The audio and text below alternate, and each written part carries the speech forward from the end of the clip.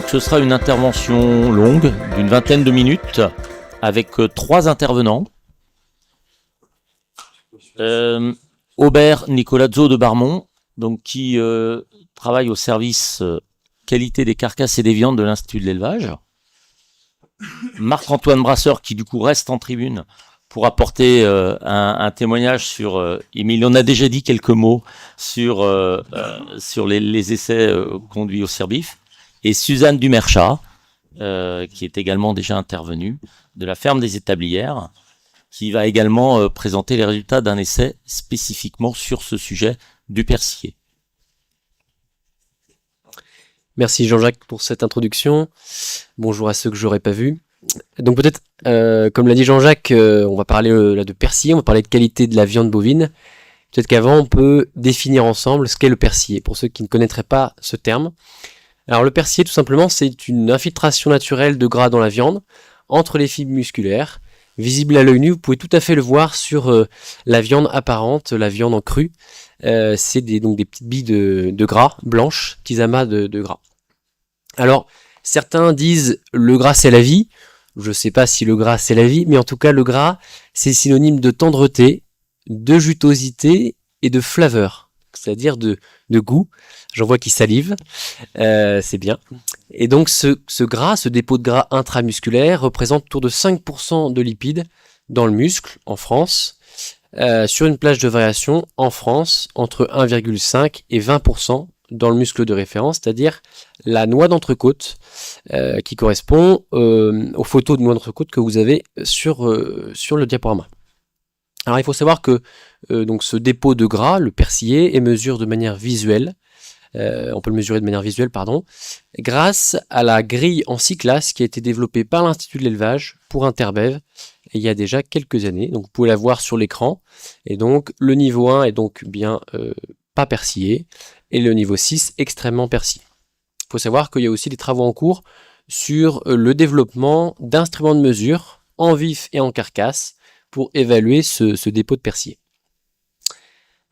Alors peut-être qu'une première question qui pourrait vous venir, c'est bien quel niveau de persillé sur la grille de 1 à 6 faut-il privilégier? Alors, il faut savoir que le comportement du consommateur à l'étal est contradictoire. Alors là, je vous invite à regarder le tableau, donc avec les classes de persillé et les intentions d'achat en cru, on voit que le consommateur va privilégier les niveaux les plus faibles ou modérés de persillé et il va être rebuté par le gras, donc par le niveau 5 qui est le niveau supérieur. Et vous pouvez voir que le consommateur, comme je l'ai dit, est contradictoire, enfin un comportement contradictoire, puisque en cuit, il va privilégier les niveaux de persillé les plus élevés, niveau 3, 4 et même 5, et va plutôt être déçu par la qualité sensorielle du niveau 2. Donc ce qu'il faut retenir, c'est que globalement, les classes 1 et 2 sont déceptives au niveau sensoriel. Les classes 3 et 4 représentent l'intermédiaire et je dirais le meilleur compromis entre l'appréciation visuelle par le consommateur en cru et le ressenti en cuit, la satisfaction globale en cuit. Il faut savoir quand même que malgré tout, sur les classes 5 et 6, les plus persillées, on a une plus-value organoleptique, même si on va avoir plus de mal à le commercialiser sur certains débouchés, notamment le débouché libre-service en grande surface. Alors maintenant, vous allez me poser la question peut-être, quelle est la recette du persillé? Comment on produit des viandes persillées? Quels sont les leviers de pilotage du persillé? Alors avec mes collègues, on a essayé de recenser les différents leviers connus à ce jour et on les a regroupés en 2 types de facteurs, les facteurs liés à l'animal et les facteurs alimentaires.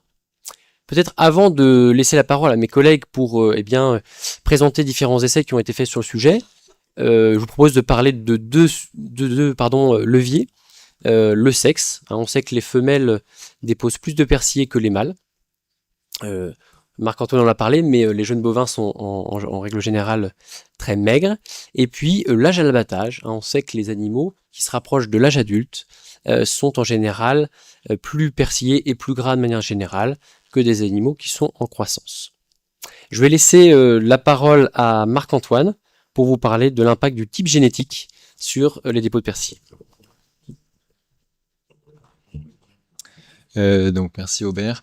Je vais vous présenter de façon un peu plus précise donc les résultats de Valovo avec les 7 types génétiques que je vous ai présentés tout à l'heure. Donc des résultats enregistrés sur des bœufs et des génisses croisés les viandes, abattus donc à 570 kg de poids vif. Donc vous avez à droite les différents types génétiques en ordonnée et la part de chaque classe de persillés en abscisse. Et donc on voit bien que les 2 types génétiques les plus précoces ont permis de produire plus de 70% de viande de classe 3 et plus. Les types génétiques les plus tardifs ont permis de faire moins de 60% de types de persillés 3 et plus. Donc ces résultats, ils sont assez conformes à la littérature. Et ce qu'il faut retenir, c'est qu'il y a quand même il reste une variabilité à l'intérieur de chaque type génétique qui reste importante. Je vais maintenant vous parler d'un essai où on a étudié la nature de la ration en finition et son impact sur le niveau de persillé des carcasses. Donc ça a été un essai où on a engraissé des vaches de réforme normandes durant 80 à 100 jours pour produire des carcasses de 400 kg classées O+, et bien finies. Donc il y a 3 conduites qui ont été testées. Une conduite 100% pâturage de printemps, donc entre mi-avril et mi-juillet, avec un pâturage tournant. Et 2 conduites à l'auge, une conduite avec une ration herbe-maïs, complémentée avec du blé, et une conduite 100% maïs, complémentée avec du tourteau de colza. Ce qu'il faut retenir, c'est qu'il n'y a pas eu d'impact donc de la nature de la ration sur les notes de persillé, puisqu'on est sur 3,8 environ dans tous les cas, en persillé moyen. Par contre, donc la nature n'impacte pas, mais il faut bien rappeler que ce qui est important pour finir des animaux, c'est la densité énergétique. Et donc au pâturage, il faut bien que les animaux aient accès à de l'herbe de qualité. Donc c'est pour ça que le pâturage il a été réalisé au printemps pour avoir accès à une herbe de moins de 12 cm à l'herbomètre. Et je vais maintenant laisser la place à Suzanne. Merci Marc-Antoine. Donc maintenant, je vais vous parler d'un essai qui a été réalisé donc aux Établières. On a testé 2 facteurs. Donc d'un côté, le régime alimentaire, donc à savoir le niveau énergétique de la ration, donc qui a été présenté ici entre énergie égale et énergie plus. Il y a 2 à 3 UFV journaliers qui ont été rajoutés dans cette ration-là. Et d'un autre côté, notre état corporel, qui nous a permis de piloter l'abattage, donc entre 3 et 4,5. C'est un essai qui a été répété sur 3 ans, sur vache de réforme, donc avant abattage. Donc tout d'abord, je peux vous présenter un petit peu les résultats en vif des animaux et des croissances. Donc on va s'intéresser d'abord à l'effet ration. Donc si je compare à même note d'état corporel, donc par exemple NEC3 énergie plus et NEC3 énergie égale, on se rend compte que passer d'une ration avec moins de 3 UFV dans la ration par rapport à une autre, c'est en fait augmenter la croissance, donc de 43 à 430 quand même grammes par jour selon les séries. Ce qui a été attendu, et forcément le pendant, c'est qu'on diminue la durée d'engraissement, donc en général, on diminue de 8 à 33 jours en moins. Donc la durée d'engraissement qui est ici. Les constats sont similaires si je me mets sur un NOC 4,5 et je compare, pareil, les 2 lots. Ensuite, on s'est intéressé donc à l'effet NEC, forcément. Donc là, pareil, je me place à un même niveau d'énergie de la ration et je compare entre NEC 3 et NEC 4,5. Donc qu'est-ce qui se passe? Pousser l'engraissement à une note d'état corporel de plus 1,5, en fait, c'est augmenter la durée d'engraissement, donc à niveau énergétique de ration équivalente. Donc on augmente quand même de 54 à 78 jours d'engraissement en plus. Mais quel est le gain? Le gain, au final, c'est 37 kg de carcasse qui a été obtenu supplémentairement. Et en contrepartie, des moindres croissances, donc de moins 147 à moins 280 grammes par jour observés. Tout ça, ce qui nous intéressait, nous, c'était le persillé. Donc qu'est-ce qu'on a observé sur ce persillé-là? Donc vous avez ici donc pareil nos 4 lots, 4 conduites, le nombre d'animaux à chaque fois dans les lots et la note de persillé. La seule conduite, et ça c'est important, qui ressort d'un point de vue statistique, c'est notre conduite donc poussée longtemps, donc 5 mois, donc NEC 4,5 et avec un niveau élevé dans la ration. Donc c'est énergie plus, donc à titre d'information, donc c'est 0,85 UFV par kilo de matière sèche ingérée, soit 13 UFV journaliers. Et nos vaches faisaient quand même plus de 900 kg vifs à l'abattage.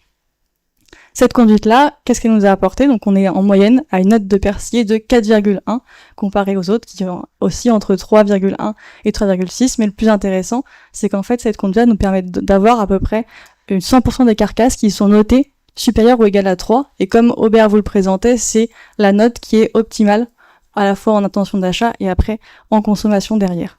On observe quand même qu'on a une hétérogénéité. Donc vous avez ici notre lot qui est une Énergie Plus NEC 3, donc à même ration, même niveau énergique de ration, mais par contre engraissé moins longtemps. On voit quand même qu'on a des carcasses notées 2. Et après, ce qui est intéressant de noter, c'est qu'on a un tiers des carcasses qui sont extrêmement persillées dans ce lot-là. Donc on a été jusqu'au bout quand même de l'essai d'un point de vue économique, parce que forcément on garde des animaux plus longtemps, qu'est-ce qui se passe? Donc pour ça, on a comparé nos deux conduites à niveau énergétique élevé, donc NEC 3 et NEC 4,5, et donc ça correspond à 54 jours en plus. Donc comment les coûts ont été estimés? On a pris en partie les consommations supplémentaires, donc aliments achetés plus la paille, donc avec les conjonctures entre 2023 et 2025 sur les hypothèses de prix du réseau Inosis, et après pour l'ensemble des autres coûts, notamment l'ensilage de maïs qui est produit donc aux établières sur la ferme. On a pris donc les cas types naisseurs-engraisseurs de JP en Pays de la Loire et Bretagne. Quels sont les résultats de tout ça?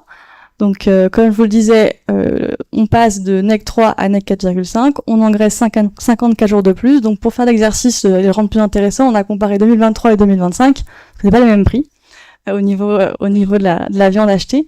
Donc vous avez par contre les charges qui n'ont pas évolué. Donc on est à 248 € par vache en plus quand on engraisse plus longtemps, et 245 en 2023. Au niveau du produit, comme je vous disais, on gagne 37 kg carcasse. Donc derrière, en 2023, ça correspond à 197 €, et forcément en 2025, on est à presque 240 €. Donc derrière, la différence, donc le reste à charge, forcément, il en pâtit. Donc en 2023, avec des prix donc qui étaient... est-ce qu'on a les prix qui ont été notés? Je sais pas si vous avez noté. Peut-être pas. On est en gros à 10 centimes de plus du kilo qu'il faudrait valoriser en plus. Ça correspond à 51 €.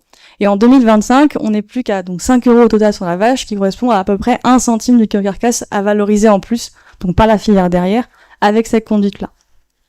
Ça, c'est intéressant, il faut quand même prendre en compte derrière l'entièreté du système, en fait, parce que garder des vaches 54 jours de plus, c'est long. Donc on a tout un système derrière qui est nécessaire de s'organiser à la fois pour les éleveurs, mais aussi pour les fourrages, la disponibilité, la place dans les bâtiments et l'organisation du travail. Donc une petite conclusion sur tous les leviers qu'on a étudiés. Donc Aubert vous a présenté le sexe, l'âge à l'abattage, le type génétique Marc-Antoine avec un effet, encore à travailler sur la sélection génétique et la conduite au jeune âge. Et après, par contre, en termes de facteurs alimentaires, on se rend compte qu'il y a des effets qui peuvent être, des tendances qui peuvent être creusées sur la nature de la ration en finition, mais que la durée de finition couplée à un niveau énergétique permet d'améliorer le niveau de persillé dans la viande produite. Et alors là, on serait tenté de se demander, mais est-ce qu'on a trouvé la recette pour produire des viandes persillées? La réponse est pas tout à fait oui, puisqu'il reste encore deux types de leviers, en tout cas qu'on trouverait intéressant d'investiguer. La sélection génétique, qui est identifiée par la littérature comme impactant fortement le dépôt de persillé et le dépôt adipeux en général. Et puis la conduite au jeune âge. Donc certains scientifiques effectivement évoquent aussi l'impact de la conduite au jeune âge sur le niveau de persillé déposé ensuite. Donc de futurs potentiels travaux de recherche à venir. Enfin, éventuellement à venir. Alors en conclusion, peut-être à ramener chez soi, ce qu'on vous propose, c'est voilà de vous présenter donc les leviers identifiés in fine. Demain, si la filière le souhaite, si les abattoirs vous demandent des viandes persillées, ou demandent aux éleveurs plutôt des viandes persillées, eh bien comment répondre? Alors, comme on l'a évoqué tout au long de notre exposé, il y a différents leviers, il y a une boîte à outils, avec le choix des animaux, plutôt précoces, avec un âge relativement avancé, comme on l'a évoqué. Et puis, comme a évoqué Suzanne, il y a une adaptation nécessaire de la NEC à l'abattage selon le type génétique. Donc, pour les types plutôt précoces, eh bien là, la préconisation est plutôt d'aller sur une NEC de 3, 3,5. Sur les types tardifs, comme le charolais, comme l'a présenté Suzanne, il conviendra d'aller au-delà des NEC habituels, donc NEC de 4,5, ce qui représente presque 2 mois de finition, donc ce qui est vraiment conséquent, ce qui représente un investissement. Avec des niveaux énergétiques soutenus, autour de 13 UEV par jour pour des vaches charolaises de 900 kg vifs à l'abattage. Et donc tout ça représente un investissement, comme l'a évoqué Suzanne. Alors quelles sont les perspectives dans la filière? Peut-être que déjà on peut rappeler l'historique peu favorable au gras que vous connaissez. Je discutais l'autre jour avec des collègues qui me disaient qu'il y a 25 ans, ou 20 ans, ils faisaient des plaquettes alto gras. Alors vous voyez que le contexte a un peu évolué. Effectivement, historiquement, le contexte est peu favorable au gras, puisque les coûts prix après NEC 3,5 sont plus élevés, puisqu'on a un historique de pénalité, de reproches, des carcasses lourdes et grasses par l'aval de la filière, et puis puisque la production de carcasses grasses ou persillées n'est pas rémunérée. Donc demain, pour avoir du persillé, pour un opérateur d'aval, il va falloir accepter d'avoir une hétérogénéité sur le persillé, entre animaux plutôt proches en vif, Suzanne l'a évoqué, on a des animaux qui sortent, qui sont plutôt assez proches, avec une hétérogénéité de persillé. Il va falloir être prêt à valoriser des animaux certes persillés, mais aussi plus lourds et plus grasses, ce qui est pas sans conséquence sur certains débouchés de commercialisation. Et puis enfin, il va falloir imaginer un modèle économique avec les éleveurs pour valoriser cet investissement, puisque comme l'a dit Suzanne, produire du persillé, ça coûte. Alors, ça coûte beaucoup certaines années, un peu moins d'autres années, mais ça coûte quand même, et donc il conviendrait d'imaginer un modèle économique pour valoriser cet investissement. Donc le persillé, effectivement, vise à améliorer la qualité de la viande, mais ce n'est pas le seul facteur qui impacte la qualité en bouche. Il y a tout un tas de facteurs, le travail des viandes, la maturation, la cuisson. On est tous aussi responsables de la qualité de la viande dans son assiette.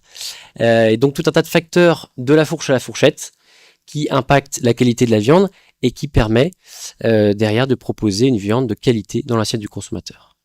Je vous remercie pour votre attention et on se tient à votre disposition pour toute question.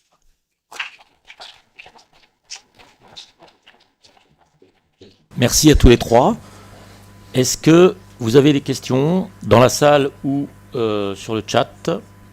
Yannick Huet, Chambre d'agriculture Pays de la Loire. Vous avez évoqué, alors c'est en dehors de votre présentation, mais des travaux engagés sur la mesure de persillé à vif. C'est une perspective intéressante ou? Alors effectivement, on a un projet qui s'appelle Miteco, que vous pouvez retrouver sur internet, et donc dans lequel on développe la mesure du persillé en vif par échographie. Donc aujourd'hui c'est une preuve de concept, l'outil n'est pas en cours de déploiement, on est en phase de développement. On a des premiers résultats qui sont très encourageants et qui permettraient effectivement d'avoir une mesure non plus dans l'abattoir quand le travail est déjà fait, mais plutôt en finition pour pouvoir éventuellement piloter ce dépôt. J'ai les questions du chat qui arrivent tranquillement. La note d'état corporel est revenue à plusieurs moments cet après-midi. Est-ce que le rendement carcasse est le même pour la vache en NEC 4,5 et celle en NEC 3? C'est du technique. Alors, je peux retrouver les résultats. Ah, on les avait pas mis. Je pense pas qu'on ait dû mettre les résultats. Mais globalement, les rendements sont similaires entre les deux. Moi, j'avais un souvenir que les rendements étaient similaires entre les deux. Peut-être, Aubert, tu peux me corriger. Ils sont globalement assez proches, effectivement, on était assez surpris. De mémoire, il y avait un petit décalage quand même, puisqu'on perd quand même un petit peu plus de gras avec une NEC 4,5, mais qui était plus faible qu'attendu. En tout cas, c'était pas significatif. C'est ça, c'est important. Ouais. Et ça rejoint une question que je me posais, c'est justement pour obtenir du persillé, donc on a sur un muscle qui est ciblé, mais finalement, est-ce que avec cette conduite, on met du gras un peu plus, un peu partout dans la carcasse, et comment sont impactés les autres muscles, et d'une manière générale, les gras d'abattage, par exemple, qui ne sont pas valorisés, on parlait du rendement, est-ce que vous avez été regardé également de ce côté-là un petit peu? Oui. Donc, en effet, sur ce protocole-là, les gras ont été pesés à l'abattage. Donc, en chaîne d'abattage, donc c'est les gras de carcasse qu'on va récupérer, les gras de bassin et les gras de rognon. Et donc il y a des petites différences forcément, des vaches qui sont finies quand même plus grasses, on a des différences. Après par contre sur la question qui est très intéressante des persillés dans les autres muscles de la viande. Et là pour le coup c'est plutôt Aubert qui va vous répondre parce que c'est assez technique quand même. Alors on a fait une première approche qui consiste à prélever la 6e côte, donc au niveau du dos de l'animal, et on a fait ce qu'on appelle des dissections bouchères, donc on a séparé les muscles des gras Et on observe que là, dans ce cas précis, on a certes augmenté le niveau de persillé, donc de gras intramusculaire, mais aussi de gras intermusculaire, donc de gras autour des muscles, alors qui peut être intéressant dans certains circuits de commercialisation, mais qui peut aussi représenter un déchet. Je pense par exemple au boucher. Donc ça, c'est une première réponse. Et une deuxième réponse, ça va me permettre de faire un peu de pub pour un projet en cours. On a lancé le projet Carto-Persillé il y a quelques mois maintenant. Donc on se pose effectivement la question du lien entre la note de persillé qu'on va donner en routine au niveau de la coupe primaire, donc la coupe qu'on fait à la 5e côte, et le niveau de persillé des autres muscles de la carcasse. Et donc c'est quelque chose qu'on va étudier au moyen d'un scanner humain, mais converti pour but scientifique. Et donc voilà, on va vraiment faire cette cartographie du persillé, non plus seulement dans un muscle, mais dans toute la carcasse. Donc affaire à suivre. Merci. Est-ce que le type d'alimentation, notamment les aliments oléagineux, ont un impact sur le persillé? L'exemple du tourteau de lin, par exemple, c'est des choses qu'on a testées, ça? Alors, je regarde mes collègues parce que dans les fermes, je ne sais pas s'il y a eu des travaux de fait. Pas avec du tourteau de lin, non. Mais en tout cas, dans la littérature internationale, globalement, il y a assez peu d'impact de la composition de la ration. Mais plutôt, il y a un impact de la teneur en énergie. On parle plutôt de ça. Donc globalement, je dirais assez peu d'impact. Ok. Moi, j'ai une autre question. C'est en fait, à l'heure où finalement, dans la société, on a tendance à pas forcément privilégier le gras, les aliments gras. Et là, on dit, si, il faut du gras. Alors dans la viande, on a compris pourquoi, mais du coup, est-ce que vraiment c'est une attente et aussi sur la viande, quoi? Alors, je pense qu'il faut, effectivement, c'est important d'aborder cet aspect-là. Donc, ajouter du persillé, c'est effectivement rajouter du gras dans la viande. Ça, c'est vrai. En revanche, comme je l'ai évoqué en introduction, on a des viandes à 5% de lipides intramusculaires en France, donc dans les viandes, quoi. Donc, c'est extrêmement faible. Comparez ça à votre steak haché, peut-être que vous prenez en routine, 10, 12%, 15%, voire même 20% dans les fast-foods. C'est en fait assez peu. Sur une classe 4, pour vous donner un ordre d'idée, sur une classe 5, pardon, on va être autour de 9-10%. Vous voyez, c'est pas si élevé que ça. Et sur une classe 6, on va monter à 15%. Donc en fait, on a des viandes en France, y compris pour les viandes persillées, qui sont globalement avec un niveau de gras relativement modéré par rapport à ce qu'on peut trouver à l'étranger. Un bœuf de Kobe, je ne sais pas si vous avez déjà dégusté ce type de viande, on est autour de 40% de matière grasse. Donc, vous voyez, ça n'a rien à voir, quoi. Donc l'objectif de la filière n'est pas du tout d'aller dans cette voie-là, mais déjà d'avoir une dynamique de progrès avec des niveaux de gras qui restent raisonnables. À titre d'information, du coup, les animaux abattus, la conduite énergie plus net 4,5, c'était 7% de taux de lipides dans la viande. Donc on reste encore très faible. Merci. Est-ce que vous avez d'autres remarques ou commentaires à faire? Bien, écoutez, je remercie de nouveau nos 3 intervenants.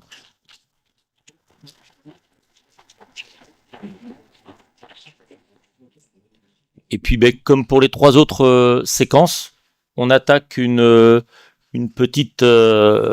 petit temps de débrief où sur ce sujet, sur les 4 sujets qui ont été traités, est-ce que vous avez des compléments à apporter, des prolongements à proposer, des thématiques un petit peu en lien, mais qui se rapportent quand même au sujet?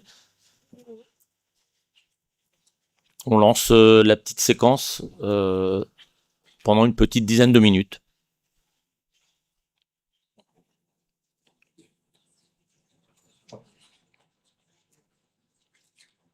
C'est un petit peu plus... Il faut que quelqu'un commence. Voilà.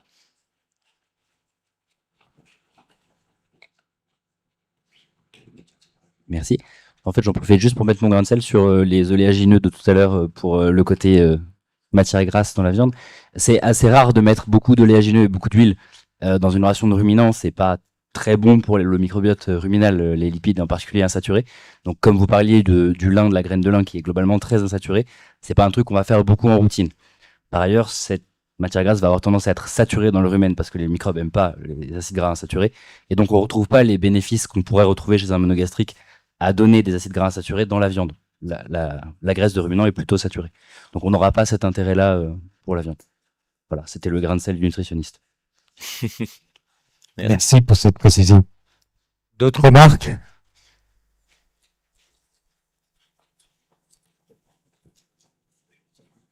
Moi, j'ai envie de revenir sur la question de l'efficience alimentaire posée un peu à Julien.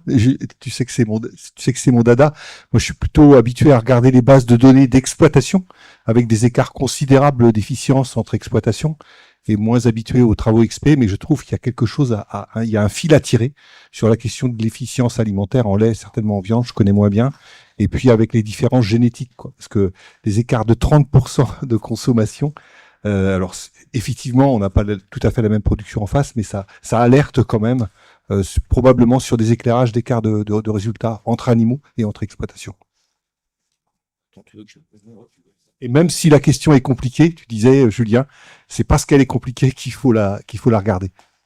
Je sais pas s'il a envie de te répondre ou pas.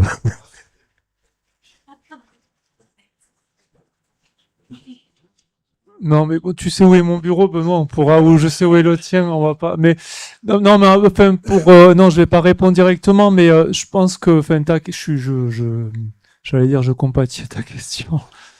Bon, je partage ta question, c'est comme ça qu'il faut le dire. Non, mais je pense que, la question me semble-t-il pertinente et ça pose surtout enfin, un moyen d'y répondre ou un angle d'approche, à mon avis, c'est les niveaux d'échelle parce que, là, sur nos essais, on a des échelles animales, voire troupeaux, ou un échantillon de troupeaux sur des pas de temps courts. Quand on parle de vaches laitières, alors dans notre exposé, on a parlé de vaches taries, ce qui est presque novateur, alors qu'elles sont toutes taries à un moment donné, mais on a quand même des angles morts encore, et souvent on s'intéresse aux animaux. Enfin, en production, ils produisent tous quelque chose, mais qui produisent du lait, de la viande. Donc, on a tendance à rétrécir quand même notre champ de vue. Et je pense que cette notion d'efficience, faut sans doute étirer nos angles de vue.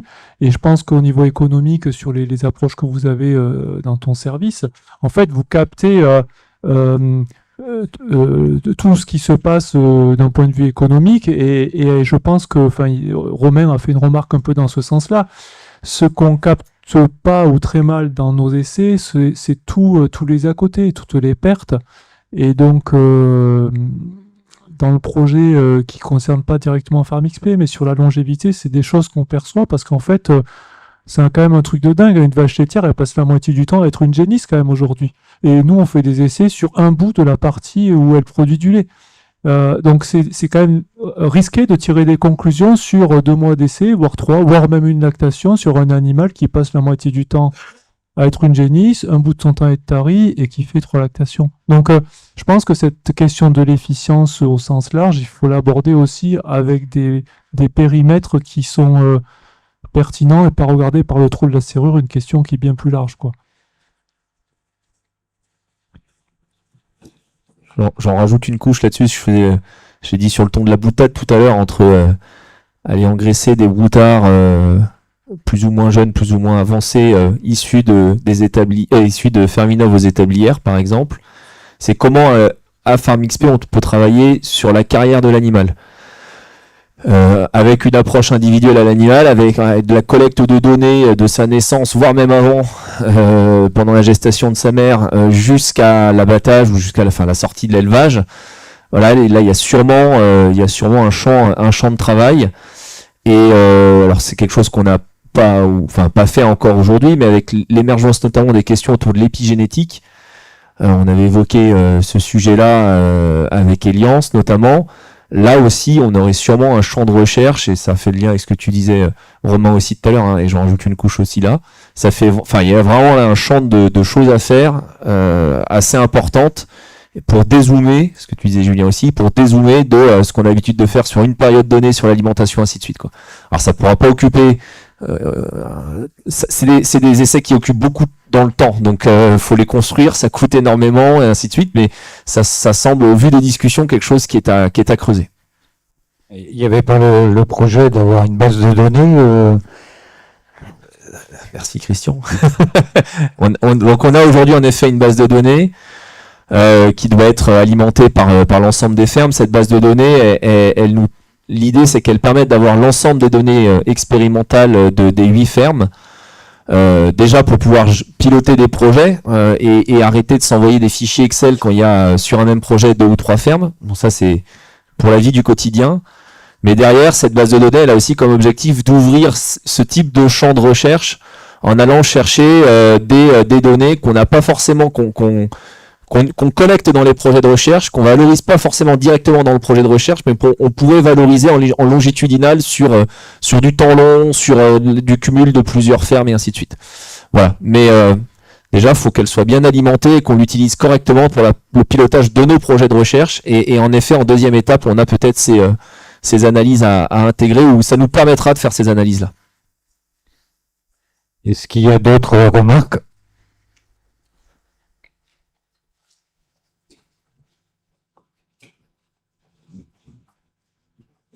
Bonjour, Gaylor Bouquin, je suis technicien au centre Brune Genetic Service pour la race brune.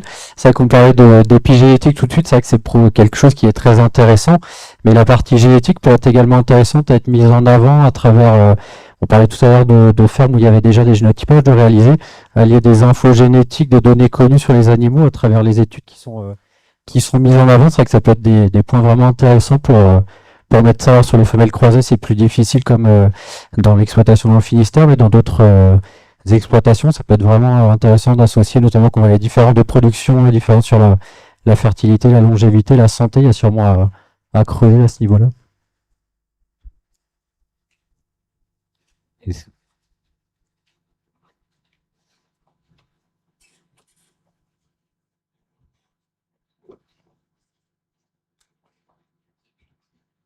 Pour compléter, par rapport à ta remarque, Mathieu, je pense que un des freins aujourd'hui pour travailler sur ces sujets-là, comme là, par exemple, je pense au croisement 3 voies à Trévarez, c'est le type d'appel à projet disponible et tous ces thématiques sur le temps long. Aujourd'hui, on n'a pas de réponse accessible en fait sur des appels à projets courts.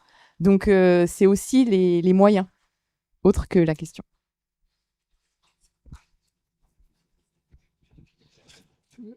La future programmation de Casdar va se réfléchir dès l'an prochain. On pourra essayer d'influer là-dessus, mais... Rebonjour. J'ai entendu mentionner l'élevage des gibets à l'herbe. Quels sont les projets là-dessus en cours ou à venir, surtout pour les mâles?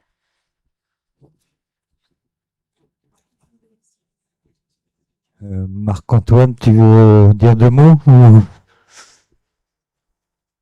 Ça s'est déjà fait par le passé, Oui, en effet, donc on a nous des projets qui sont en cours de dépôt en tout cas, et on attend la réponse sur l'engraissement en fait de jeunes bovins qui déjà sont sevrés tardivement, donc on les sèvre à 10 mois, et en plus ensuite ils sont pâturés l'été sur des couverts, donc c'est vraiment spécifique. Mais l'objectif c'est quand même de faire un pré-engraissement à l'herbe et une finition de 3-4 mois en bâtiment. Ça c'est l'objectif qu'on va tester. Après peut-être que des essais qui ont déjà été faits, je sais pas aussi en bif. Alors, vous m'entendez? Ouais. Il y a des très vieux essais qui ont été faits, mais je n'ai pas les résultats. Christian pourra peut-être en parler. Mais pardon. Pardon. Et non, concernant les essais qu'on a tout juste débuté là à Moron, ce sera donc des JB c'est un petit peu comme ce qui va être fait aux établières, avec des croisés, les viandes qu'on finira pour le coup à l'auge, qu'on va pas les laisser en finition au pâturage. Voilà. Mais du coup, globalement, on va les rentrer, donc on va faire une phase de démarrage et de croissance au pâturage et une phase de finition à l'auge à partir de 10-12 mois.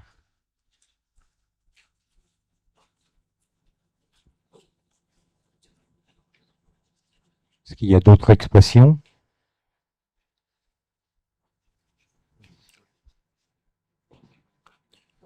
Bien, bah écoutez, je pense qu'on va on va s'arrêter là pour cette séquence et on est à peu près dans le timing, je pense. Mathieu, à moins qu'il y ait quelques mots de conclusion sur la séquence. Ouais, voilà, tu me prends de court. Mais voilà, quelques mots de conclusion quand même, parce que moi j'ai trouvé qu'il y avait beaucoup d'apports qui pouvaient se traduire sur des exploitations. Et on a vu qu'il y avait peut-être dans cette séance encore plus spécifique beaucoup d'éléments qui pouvaient donner des réponses aux éleveurs. Hein. On a vu aussi même des questions sur qu'est-ce que je choisis. Donc c'était comme type de génétique. Donc on a des éléments. Reste, je pense, aux partenaires de développement, aux organismes de conseil d'élevage de s'emparer de ces résultats-là pour les diffuser auprès des éleveurs. Après, moi, ouais, c'est bon. Après, moi, je pense qu'il y a quand même un élément qui est important, c'est la conjoncture économique. Dans un exposé, on a vu que les résultats, finalement, selon les conjonctures, on n'a pas du tout les mêmes résultats économiques. On voit bien aussi sur d'autres exposés que finalement, les conclusions, elles sont très différentes selon les conjonctures. Et je pense que c'est aussi le rôle des accompagnateurs, des éleveurs, de les éclairer en mettant ces résultats dans des perspectives de contexte économique. Et moi, je soulignerais aussi la nécessité de bien relier ces essais, ces expérimentations et avec le suivi des réseaux d'élevage Inosis. Et je pense que c'est souvent utilisé dans les simulations, mais je crois que là, aujourd'hui, on aurait pu encore faire un peu mieux là-dessus pour avoir des résultats selon les contextes économiques. Merci. Merci Jean-Jacques. Merci Christian. Voilà, donc la biennale touche au but. On va passer à la conclusion générale qui va être faite par Aymeric Pillet, le nouveau directeur de l'Institut d'élevage. Je rappelle juste que l'ensemble des interventions seront publiées sur le site farmxp.fr en PowerPoint, quoi, les PDF les PowerPoint en version PDF dans les jours à venir, le temps de les redécouper, de les mettre en PDF et de les publier. Et pareil, l'ensemble des interventions seront redécoupées et mises sur la chaîne YouTube de FarmXP. Voilà, pour les éléments pratiques et de mon côté, merci de votre participation.